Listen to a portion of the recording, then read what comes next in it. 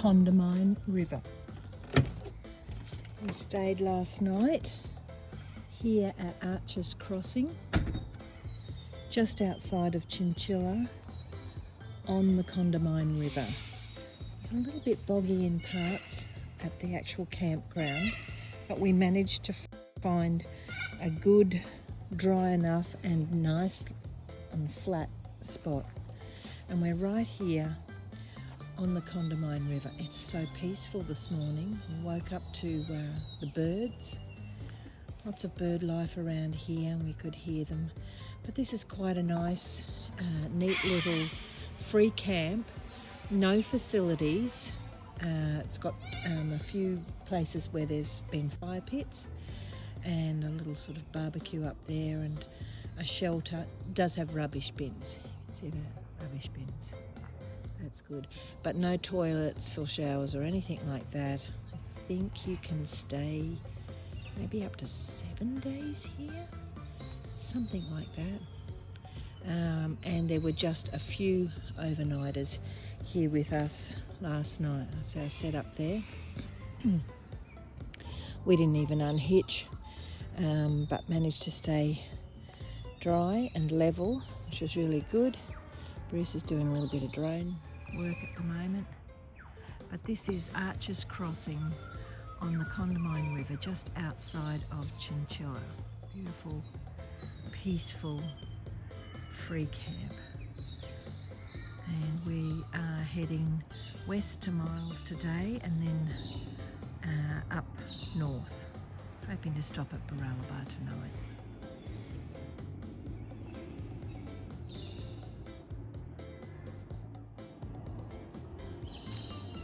So we're going to say farewell to Archer's Crossing very shortly. Well, we popped into Chinchilla to see the big slice of watermelon, and boy, it looks really juicy. Have a look at this. Amazing. It was great to see it, quite striking, and if you get your diaries out, you can come to the Melon Festival on February 18, 2027, and who knows, we might see you there.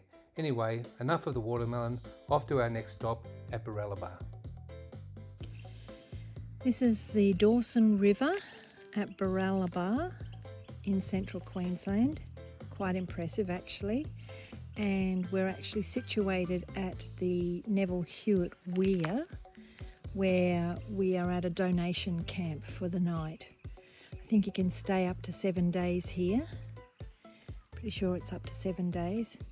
And this river is actually quite impressive. It's nice and wide. They do water skiing here and jet boating and things like that. The boat ramp is right here. Pretty easy access. There's a playground further up. Oh, you might be able to see it through there. A little bit of a playground for the kids.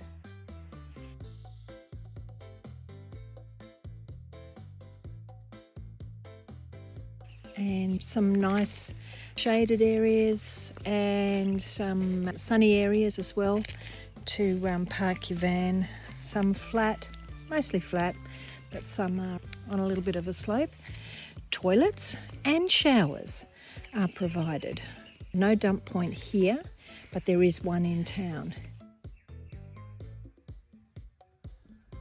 This is a donation campsite, and the donation box is located on the toilet block wall. It's a little green box there. So if you're going to stay here, it's always a good idea to put a donation in. Keeps great campsites like this open to the public.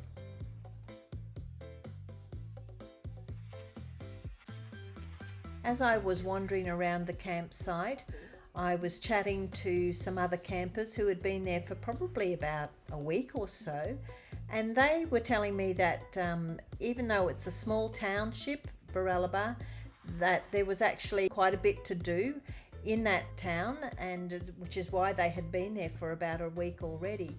They were getting ready to head out to the pub for trivia night, and they told me that they had been across the river to have a round of golf. They were keen golfers, so there was a lot to do in that small town. And there was also another fellow who was coming through the campsite with flyers and the local newsletter of things to do in town as well. Well, we had a great time at the Neville Hewitt Weir, met some great folk, but it was time for us to pack our bags and head for Clermont, our next stop.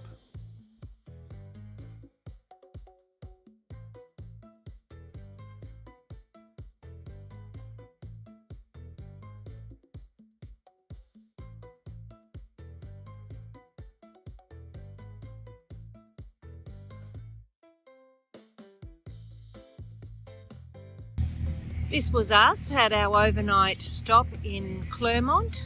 We stayed at a free camp behind the BP petrol station. We found it quite comfortable, nice and level. We just had to put the stabilizers out. It was quite comfortable. Actually, we had a really good night's sleep. There were some reviews, some negative reviews about permanents taking over on this spot, and we didn't find that at all. You can see that there's lots of empty spaces at the moment. That's because all of the travelling caravanners have already pulled out this morning. So plenty of room for travelling caravanners. The permanents are kind of more at the back, and we didn't have any issues with any sullage or grey water taking over from the permanents or anything like that. We found it a really good stop to stay. So yeah, good review for the free camp at Clermont BP.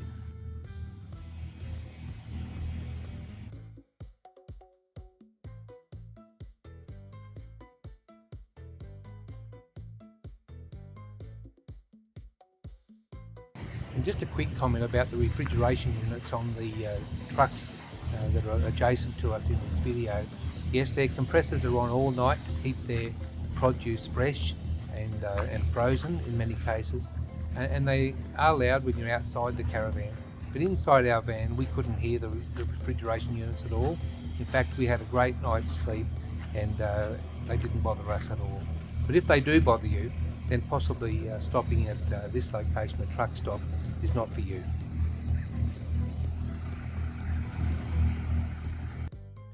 Well, after a great night at Clermont BP, it was time for us to pack our gear up again and hit the road. This time we're heading for Macrossan Park on the Burdekin River. Really looking forward to this stay.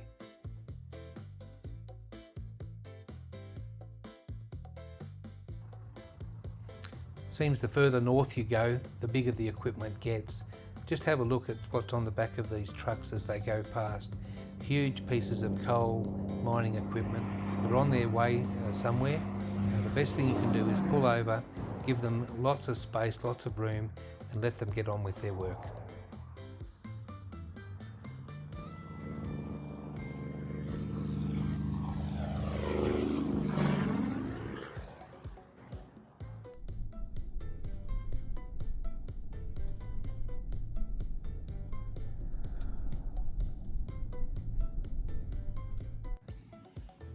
Passing through Charters Towers, be sure to stop at Poppet Head Park.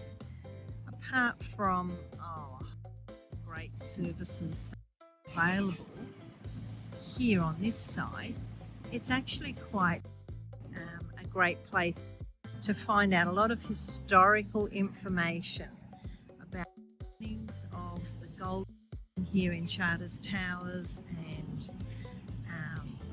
the first stock exchange. Lots of information about the heyday of Charters Towers in the gold mining boom. Here in this park they also have some toilets, which are very handy, and a bit beyond those frangipani trees is a dump point, and I think you can probably fill up with some water there. You'd be able to get something to eat here as well. There's a restaurant and retail services, and also a nice stash of gold there. Check that out. Charters Towers is a great place to stop.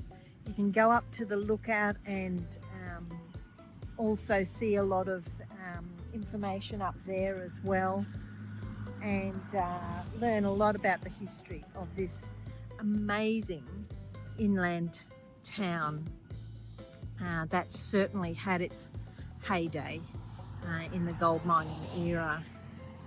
Known as the world, Charters Towers, a good place to come and visit.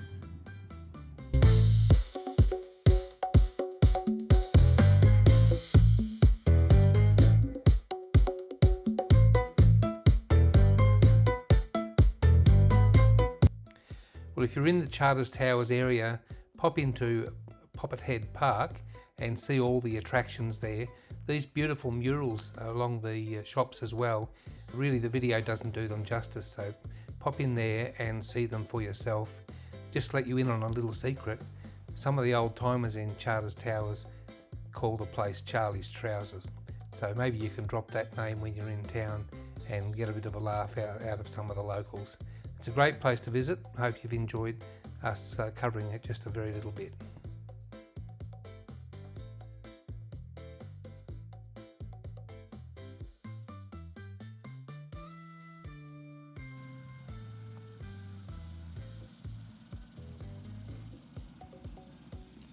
We left Clermont mid-morning and headed out on the Gregory Development Road.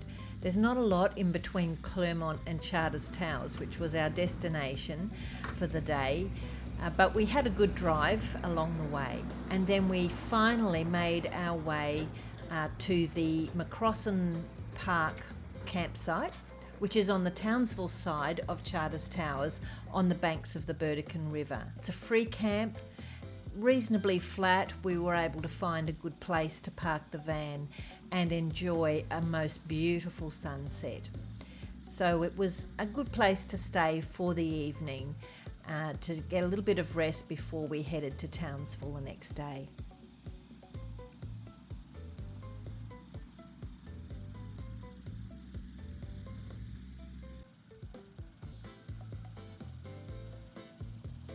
The next morning we saw the beautiful Burdekin River in the daylight, and it was beautiful. We actually saw some campers camping on the sandy banks of the river, and then we got on our way and headed off to Townsville. If you've enjoyed watching this Central and North Queensland video, please like and subscribe to help us grow our channel.